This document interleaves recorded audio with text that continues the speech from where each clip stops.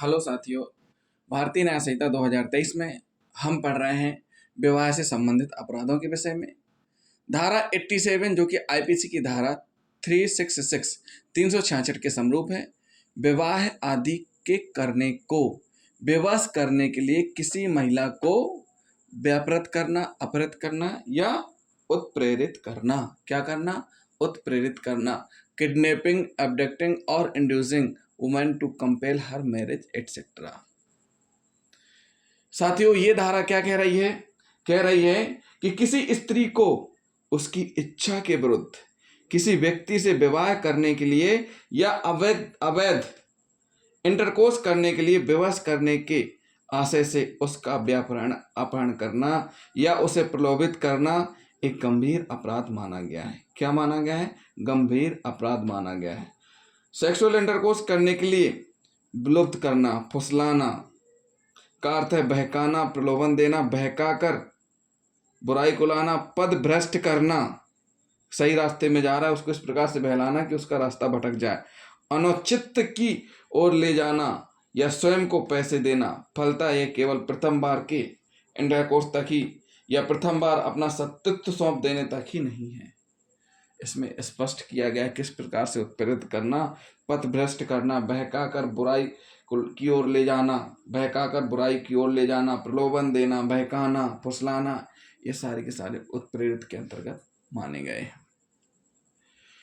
यह धारा उस स्थिति में लागू होती है जहां व्यापृत या अपहृत होने पर किसी स्त्री का विवाह करने या विधिपूर्ण सेक्सुअल इंटरकोर्स करने का आशय विद्यमान नहीं रहता है, विधिपूर्ण नहीं रहता है। इस धारा के आवश्यक तथ्य निम्नलिखित हैं। विधिपूर्ण मतलब लीगली नहीं रहता है। तो साथियों, इसमें जो शब्द यूज हुआ है, इसमें जो आवश्यक तथ्य हैं वो हम बता दें। साथ ही साथ इसमें और हम आपको बता दें व्यापृत करना, अपहृत करना। व्यापरण मतलब भगा कर ले जाना, अपहरण मतलब उसकी इच्छा के विरुद्ध बलपूर्वक विवश करके ले जाना एक स्थान से दूसरे स्थान पर, उसको किडनैपिंग कहा गया है। इसके आवश्यक तथ्य कौन कौन से हैं? किसी स्त्री का व्यापहरण, अपहरण किया गया हो। क्या किया गया हो? किसी स्त्री का किया गया हो। ऐसा व्यापहरण, अपहरण का उद्देश्य क्या है? जो ये व्यापहरण, अपहरण किया गया है, भगा कर लेकर गया या किडनैप किया गया है, इसका उद्देश्य क्या है? उस स्त्री को उसकी इच्छा के विरुद्ध किसी से विवाह करने के लिए विवश करना, विवाह किए जाने की संभावना से किया गया हो। क्या करना? विवश करना, विवाह किए जाने की संभावना से किया गया हो। नंबर 2, उस स्त्री को उसकी इच्छा के विरुद्ध किसी व्यक्ति से अवैध सेक्सुअल इंटरकोर्स करने के लिए विवश किया गया हो। नंबर 3, उस स्त्री को भय दिखाकर या प्रलोभन देकर किसी स्थान से उपर्युक्त किसी उद्देश्य हेतु जाने के लिए बाध्य किया गया हो। इसका उद्देश्य, व्यापहरण, अपहरण का उद्देश्य स्पष्ट किया गया है कि जबरदस्ती विवाह करना। दूसरा, जबरदस्ती अवैध सेक्सुअल इंटरकोर्स के लिए विवश करना उसकी इच्छा के विरुद्ध। नंबर 3, भय दिखाकर, प्रलोभन देकर एक स्थान से दूसरे स्थान पर ले जाने के लिए बाध्य किया गया हो। इसी में तीसरी बात क्या कह रही है? यह महत्वहीन है। इस प्रकार व्यापहरण, अपहरण की पीड़िता स्त्री विवाहित थी या अविवाहिता, शादीशुदा थी या शादीशुदा नहीं थी, ये दोनों पर लागू होता है। तो जो कोई भी इस प्रकार का कृत्य करेगा, कैसा करेगा? किसी स्त्री को विवश करके, भय दिखाकर, डरा धमकाकर, प्रलोभन दे करके, पदभ्रष्ट करके अनुचित की ओर ले जाएगा या सौंप देगा, वह दोष सिद्ध होने पर 10 वर्ष तक के कारावास व जुर्माना दोनों से दंडित किया जाएगा। क्या किया जाएगा? 10 वर्ष तक के कारावास या दोनों से दंडित किया जाएगा। स्त्री का व्यापहरण या अपहरण, यदि लड़की की आयु 18 वर्ष या इससे अधिक हो तो उसका अपहरण ही हो सकता है, ना कि व्यापहरण। परंतु यदि वह 18 वर्ष से कम आयु की है तो उसका व्यापहरण, अपहरण दोनों में से कुछ भी हो सकता है। परंतु यदि वह 18 वर्ष से कम आयु की है तो उसका व्यापरण अपहरण दोनों में से कुछ भी हो सकता है। समझिए इस चीज को। यदि लड़की की आयु 18 वर्ष इससे अधिक है तो उसका अपहरण ही हो सकता है, ना कि व्यापहरण। क्यों? क्योंकि वो समझदार है, भगा कर ले जाने वाली बात जहां आती है उसका क्या हो सकता है? व्यापहरण। परंतु यदि वह 18 वर्ष से कम की आयु की है तो उसका व्यापहरण अपहरण दोनों में से कुछ भी हो सकता है, यदि उसे बलात् या धोखा देकर प्रवंचित किया गया हो। हरिराम बनाम राजस्थान राज्य के मामले में उच्चतम न्यायालय ने व्यापहरण के आरोपी अभियुक्त को सिद्ध दोष किए जाने से इस कारण इनकार कर दिया क्योंकि साक्ष्य के आधार पर यह पाया गया था कि पीड़ित स्त्री को अनेक दिनों तक एक स्थान से दूसरे स्थान पर ले जाकर खुले रूप में रखा जाता रहा, परंतु अनेक अवसर उपलब्ध होने पर भी उसने इसका प्रतिकार यानी कि विरोध नहीं किया। यदि विवाहित स्त्री स्वेच्छा जाती है तो इस धारा के अंतर्गत अपराध गठित नहीं होता। पीड़ित महिला की निश्चित आयु के बारे में कोई शंका होने की दशा में तथा इसका कोई समाधान कारक हल न मिलने पर इसका लाभ अभियुक्त के पक्ष में जाएगा।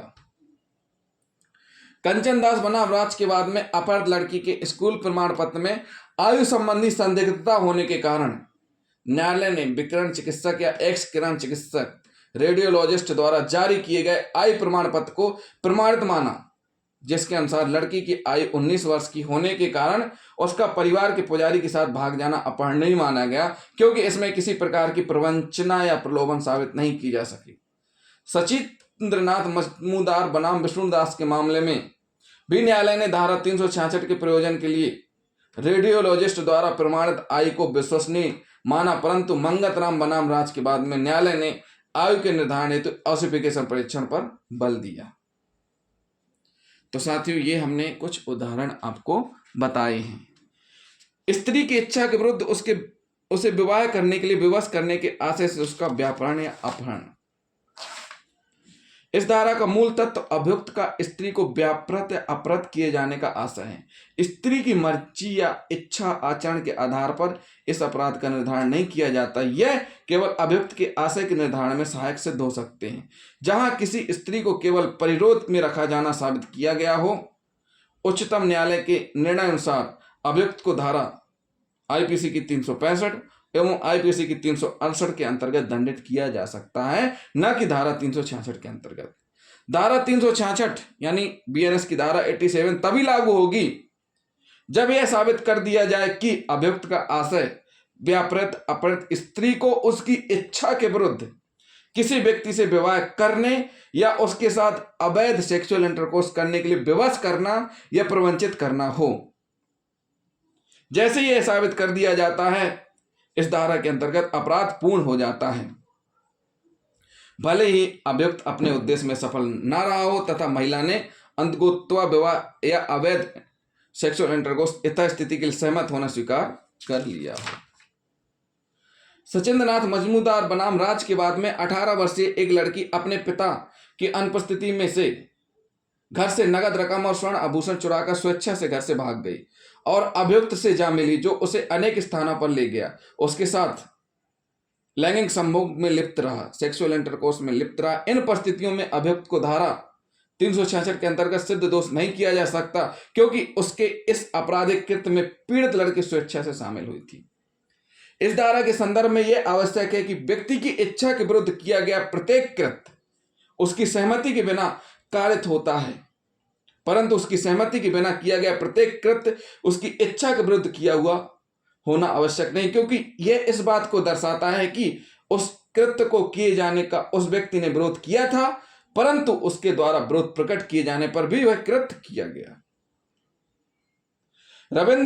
रवि नारायण दास बनाम राज के बाद में अभियुक्त एक अंधी लड़की को जो स्कूल जा रही थी, स्कूल के बजाय सचिवालय के परिसर में ले गया। उसने उसके साथ बलात्कार किया। यद्यपि इस बात का सबूत नहीं था कि पीड़ित लड़की अपनी मर्जी से अभियुक्त के साथ स्कूल जाने के बजाय सचिवालय के परिसर में जाने के लिए सहमत हुई थी या नहीं, फिर भी अभियुक्त को धारा 366 के अंतर्गत सिद्ध दोष किया जाना न्यायोचित माना गया। क्या माना गया? न्यायोचित माना गया। कामाख्या प्रसाद अग्रवाल बनाम राज के बाद में असम के उच्च न्यायालय ने विनिश्चित किया कि प्रायः देखा गया है कि अनेक मामलों में अवयस्क लड़की का व्यापहरण किया जाता है और फिर अभियुक्त द्वारा उसके साथ बलात्कार किया जाता है। ऐसे मामलों में अभियुक्त को धारा 366 के अंतर्गत दंडित किया जाना न्यायोचित है। प्यारेलाल बनाम उत्तर प्रदेश राज्य के मामले में अपहरणकर्ताओं ने अपहृत लड़की को किसी अन्य व्यक्ति को उसके विवाह करने हेतु सौंप दिया। उस व्यक्ति ने उस लड़की के साथ बलात्कार किया तथा उसकी हत्या कर दी।